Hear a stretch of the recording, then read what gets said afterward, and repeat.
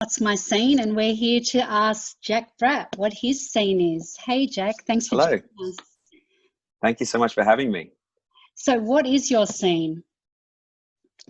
I have many different ones. Anywhere that I'm allowed to be, basically. No, I think that because I haven't been able to enjoy it for quite some time, I really do miss seeing live music and being, with a nice drink in hand, watching a live band. There's something pretty special about that. And not that I ever took it for granted, but it's definitely being missed by me. And as you know, I'm sure it's being missed by many other people. So looking forward to that not being an issue anymore. But yeah, and there's been so many things happening in your life, and you had so many plans for this year, 2020. It was going to be the big one.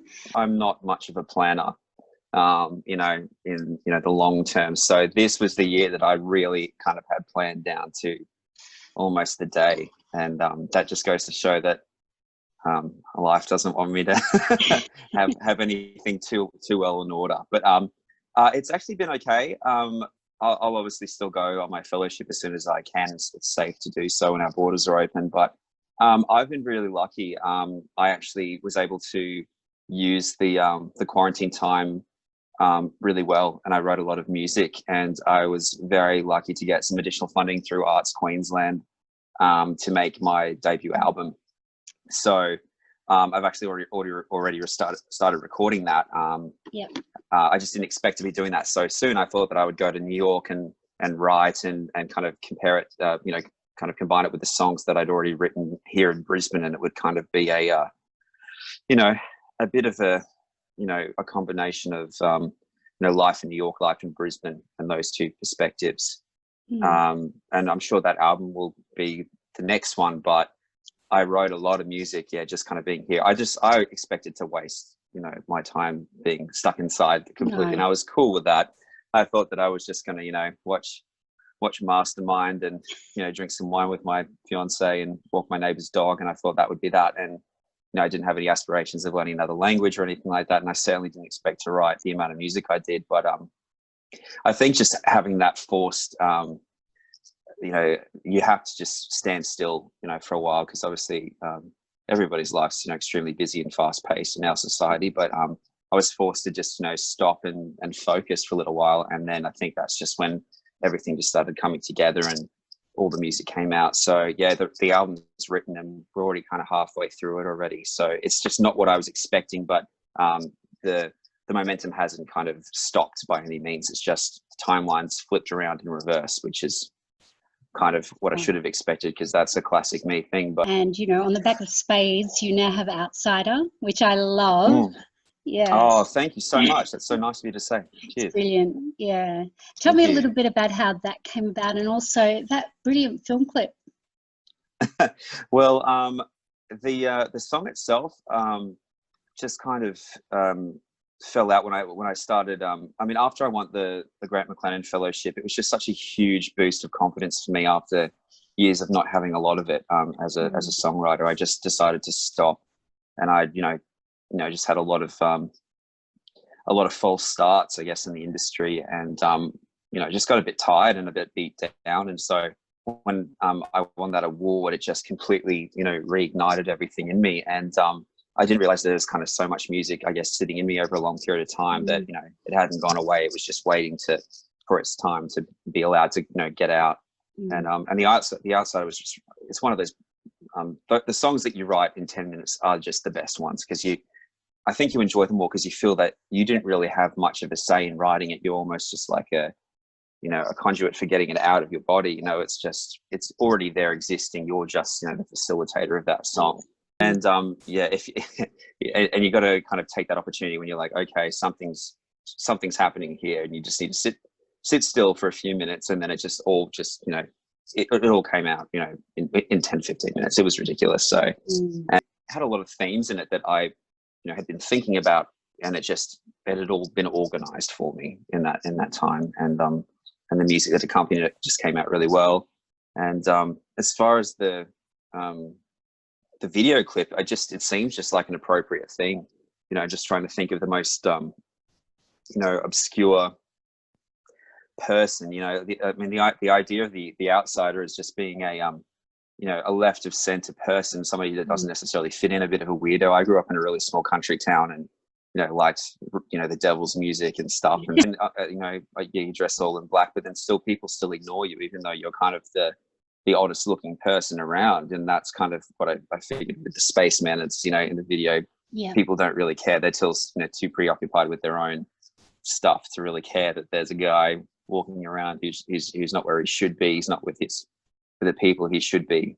But then he makes the best out of a situation that was kind of given to him, you know. And I think that's what we're all trying to do. You know, we're just trying to kind of fit into different, you know, friend groups, or, you know, our work environments or anything like that. You know, I think they're, you know, we're not really where we're supposed to be at the, you know, at the moment we want to be at it. Yeah. Did you come up with the idea or for the video?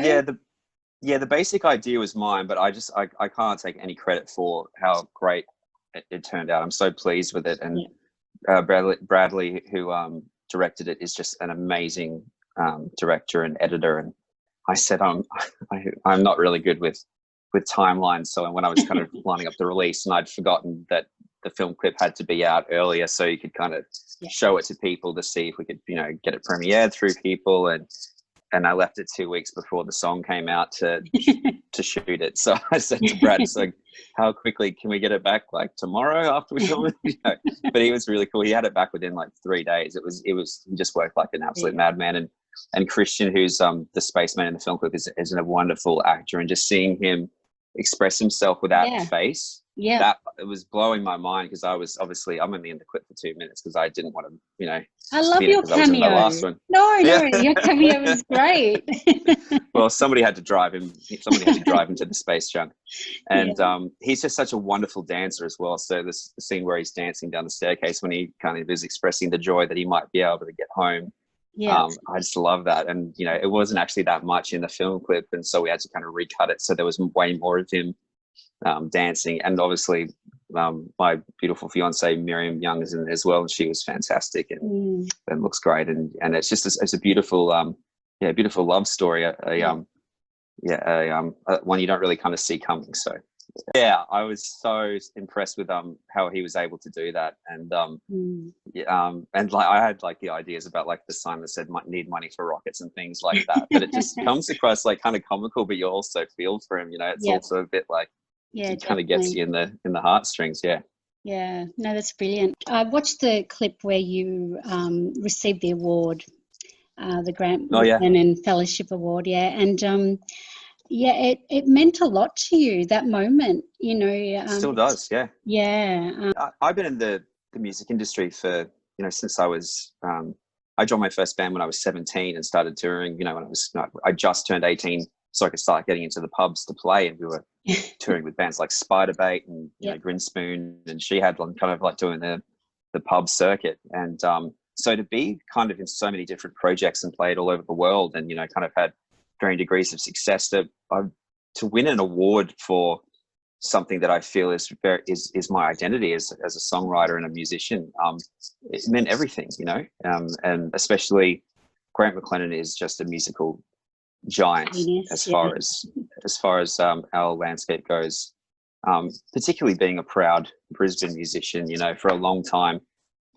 Brisbane, anything coming out of Brisbane wasn't really taken seriously, I feel, for a little while. And but then big like we've always had like amazing bands come out of here. You know, there's been no shortage of it. You know, and even a lot of Brisbane bands have dominated the Australian music scene. You know, with, you know, going back to like, you know, Powderfinger and Regurgitator and so obviously the Go-Betweens and the Saints. And so for a little while, it just got a bit stale there. And but then we got Big Sound, and then more and more acts people started, you know, taking notice, you know. And now there's wonderful, you know, young bands that like have still been around for a little while, like Wax, and you know, they're absolutely, you know, killing it. They're fan favorites all over the country.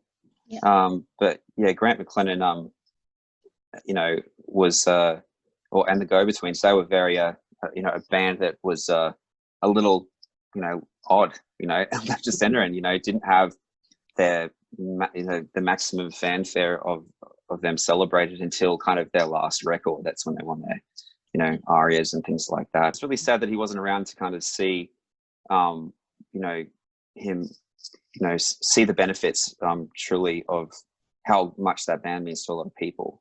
And so to have that award named after him, and so many great musicians before me have won that award, after kind of 15 years of feeling like I wasn't kind of getting anywhere, it just meant everything. You know, it was really cool, especially to, you know, speak to Sally, his sister, and for her to be so loving and kind and forthright with her praise of me and stuff, and trusting me with all, you know, with that honor is it's huge. So I hope to kind of always be, you know, involved with it in some way, whether it's, you know, kind of you know, assisting with mentoring people kind of going forward or whatever, with our application processes or anything like that. I can't tell them about my experience there because I haven't had it, but once I do have it, I would love to kind of be a help and walk them through the process, you know, because I was kind of given that opportunity from a lot of past winners, and people in the industry were very kind to me and forthright with their